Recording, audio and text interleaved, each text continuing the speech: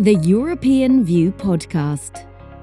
Your place to navigate the insights of our policy journal, brought to you by the Martens Centre. With Sara Pini. Hello and welcome to the European View Podcast, your new way to navigate through the main issues of our policy journal with valuable insights from the authors themselves. I'm Sara Pini, a senior research officer at the Martens Centre, and today we have with us Nathan Shepura, a senior policy advisor who is currently working at the European Parliament, who wrote an article titled One for All, a Sustainable Story of European Democracy. You can find this and all the other articles of the latest European View on our website, martencentre.eu. Welcome, Nathan. Thanks so much, Sara. It's always good to speak with you and always good to be in the Martens Centre. Thank you. Yeah, you are part of the family. So, Nathan, in your article, you argue that the EU needs to tell a better, a more coherent, and more compelling story with, to use your own words, one narrator, one audience, one voice, and one script. Can you briefly sum up your thoughts on the matter? Sure. I think, and maybe we don't say this enough, first of all, I think the European Union has been an extraordinary, creative, very successful project, sui generis really in the world, an experiment, and it's done very well. But of course, like any project and any democratic project, it needs to constantly improve and adapt. And I think we see now new threats within Europe, but in particular outside of Europe and in the broader world, as Radek Sikorski recently said in a Foreign Affairs article, Europe needs to find a way to survive and prosper in a world of battling giants. And I think that is clearly the case. And I was trying to address that reality by proposing ways that European democracy itself can be stronger and more legitimate, more democratically legitimate, by, for example, having a European Commission president elected by the people. And we can go into more what that means, by actually conceiving of, in some systemic ways, the European people as a demos, as one constituency, and then by actually communicating better and telling a better story to that demos, to that constituency, and also some practical ways. So that was sort of the context and the basic argument I was trying to lay out. When I was listening to this year's State of the European Union, I thought that it was a bit in line with what you were suggesting more than in the past about the importance of telling stories of real Europeans. President von der Leyen referred to young people who are going to vote for the first time next year, to the people who experience wildfires and floods, to this young Ukrainian mother calling Europe home. Do you think it's enough? I think that was very welcome that President von der Leyen did that this year, not for the first time, but I think this year, indeed, she made more use of these kind of very personal stories. And I think it's very important and very powerful. It's a way, for one thing, to let people around the continent know that they in their own region, their own country are important, that they're seen. I think it's also a way to help people simply remember policy items, policy prescriptions, which otherwise maybe are difficult to latch onto. So it's a very, in that sense, practical way to communicate. And maybe more profoundly, and we don't maybe talk about this enough, it's a way to build empathy, which is so crucial, especially in a world dominated by social media incentives, which, so often incentivize hatred and vitriol going viral. We need to keep telling stories to each other that are authentic and that help us put ourselves in other people's shoes, in the shoes of people who have different walks of life, come from different member states. So I think for all those reasons, it's really important, for European politicians in general, but specifically the European Commission president, and specifically in that particular moment when he or she is able to address the entirety of the European population at once. Yeah, that was also one of your proposals, to address people and not the member of parliament. Exactly, and that can be done, I would say also even very practically with things like having the speech not in the morning, but in prime time when people could actually watch it across the continent, looking into the camera, addressing European citizens, not just the members of the chamber. And so this is more about content. What about the form? How we can improve the language that the EU institution and also political parties are using, especially in view of the upcoming elections? Well, maybe first I would say just some mechanical things which could really help. When you look at a European parliamentary debate on the website, for one thing, often the website is not very functional, or it doesn't stream properly, or there's some kind of difficulty with it. Sometimes you look and you see you're trying to find the name and the speaker, the party affiliation or the country affiliation of the speaker, and the timing is off. So some of these things can be better, better done to be able to better follow the debates. I think why not simply stream all the debates and have a channel and a log of streaming and restreaming some of these debates with chyrons, done in a very accurate, timely way, showing speakers' names, party affiliations, country affiliations, European group level affiliations as well, party political affiliations at the EU level, to help school children on projects follow what's going on, to help even sometimes MEPs themselves follow what's going on because they don't know all of their other 704 colleagues. So these things, I think, can be improved. On the language itself, I think, obviously, if you're looking at a legal text, you expect it to be in legalese. But when you're looking at a press release or a post, a blog post, or a social media post, or one of these things, you don't expect that. You expect to be able to actually understand what you're reading. And so often that's not the case. The lingua franca of increasingly Europe and in particular, well, and definitely of the broader world is English. And so normally these posts are done, these press releases are done in English. Sometimes the English itself is not very good. And also, but it's not just, I think, often a technical problem. Sometimes it's actually, it seems, or one wonders, and maybe a question is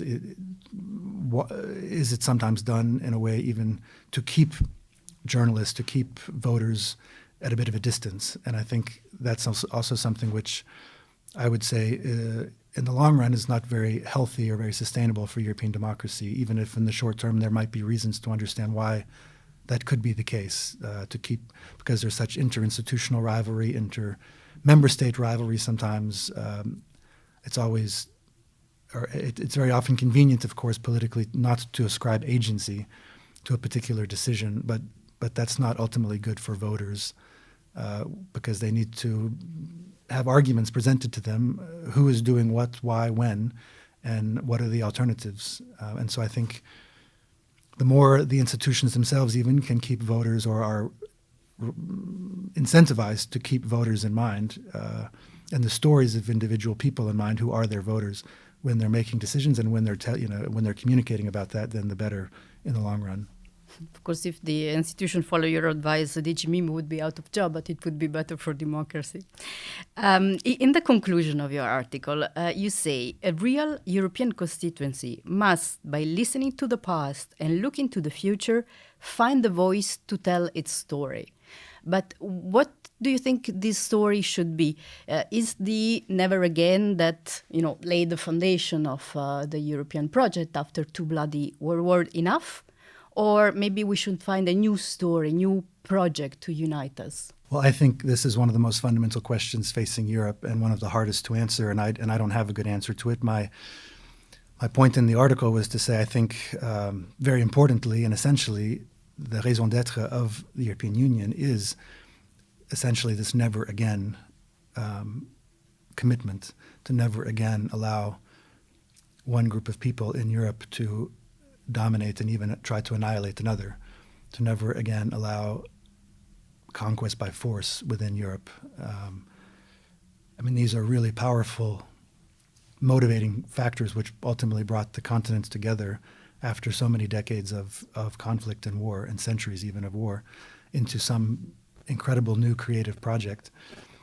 But I wonder now, so that's a long time ago, and I wonder as memories fade, as generations pass away, if that particular memory is enough to hold together. We could even broaden it and say not only the European Union itself, but even the post-war liberal democratic order internationally. Is that vision itself enough?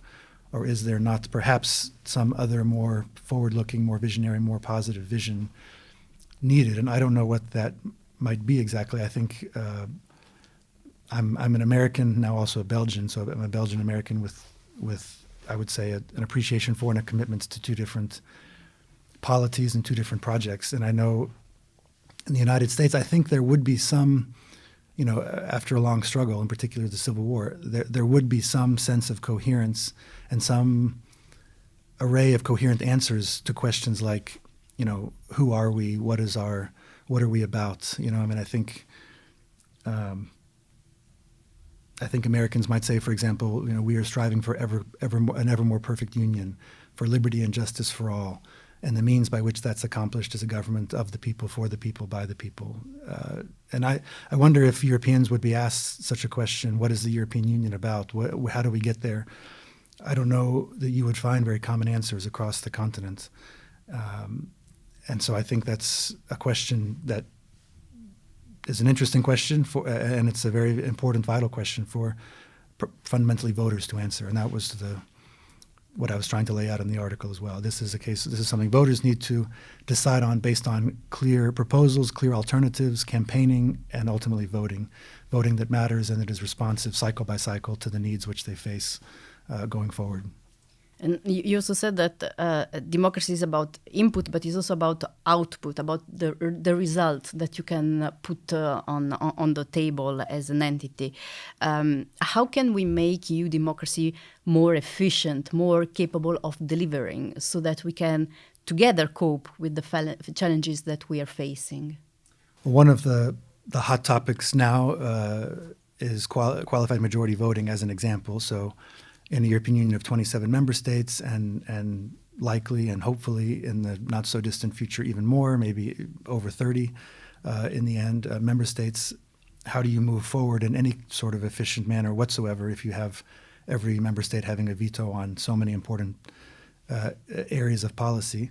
So qualified majority voting would be one way to help streamline that process, make it more efficient. I would even maybe here put forward another or maybe bold idea, which I didn't write about in the article, which I've been thinking about just the last few days, and that is, why not, or would it be possible to create in Europe a kind of a security council within the 27 or 30 or 35 member states, so that every member state would have a vote, but on certain key issues, only a rotating council of member states from different regions of different population sizes, representing thereby the entirety of, as best as possible, the European Union. Only a rotating council of 5 or 6 member states would have veto power, and maybe that rotates every 6 months or every year.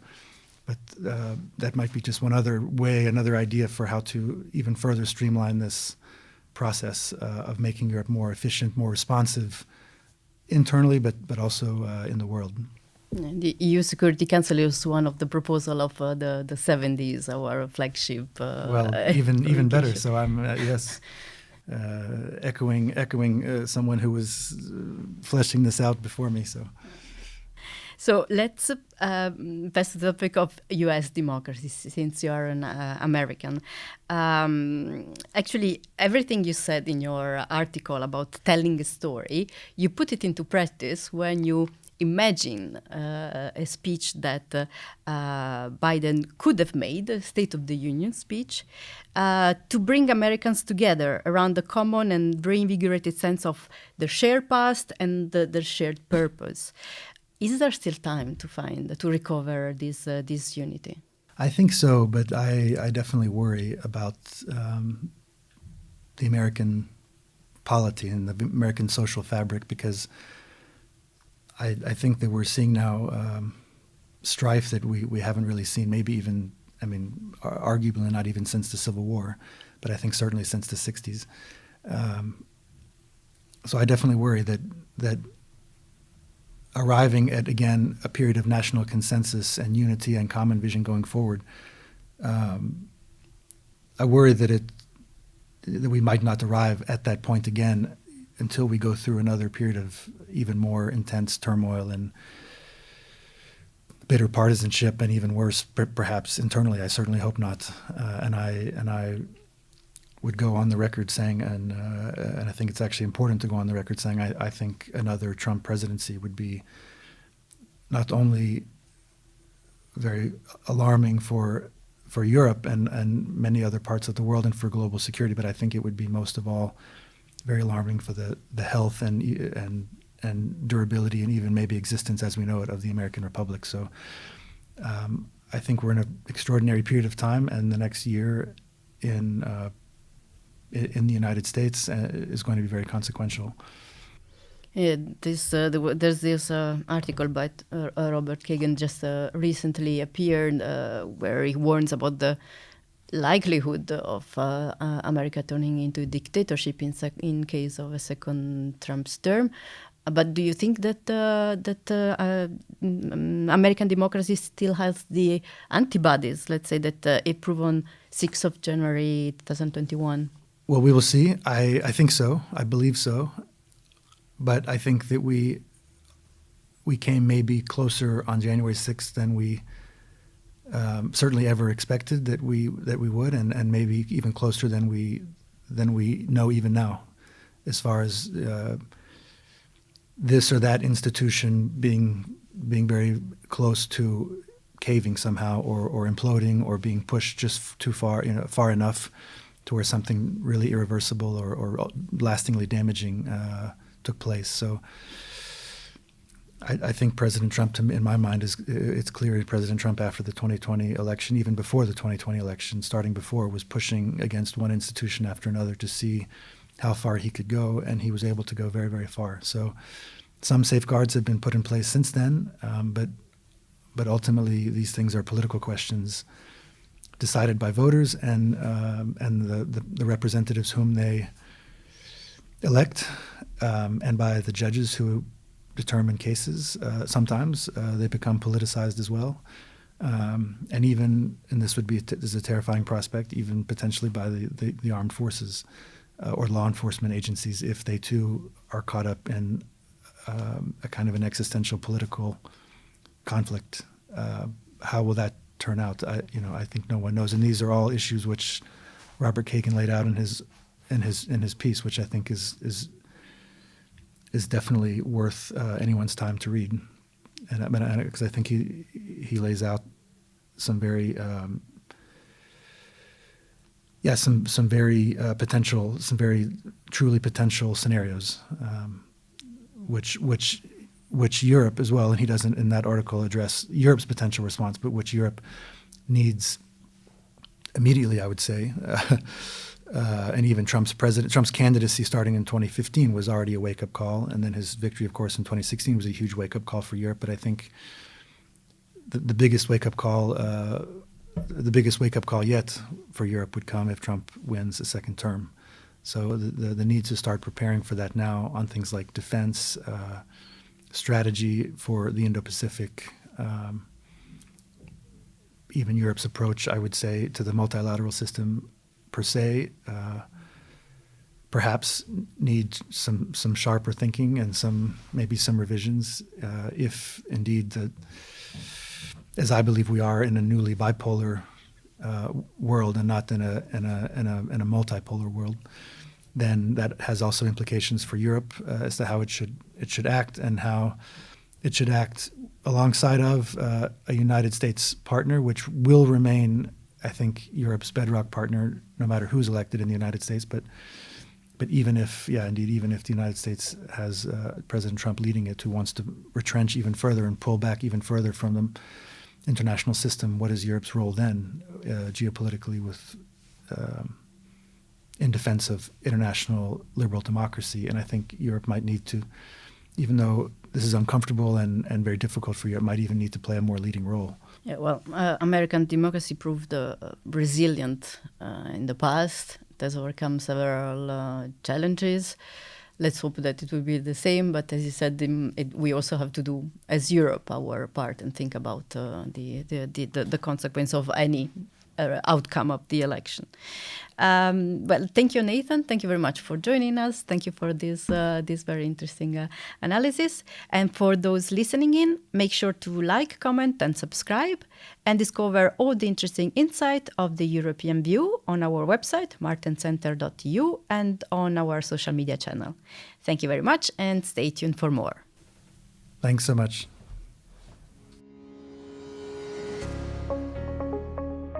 This was the European View podcast, your place to navigate the insights of our policy journal. Follow the Martens Centre for more.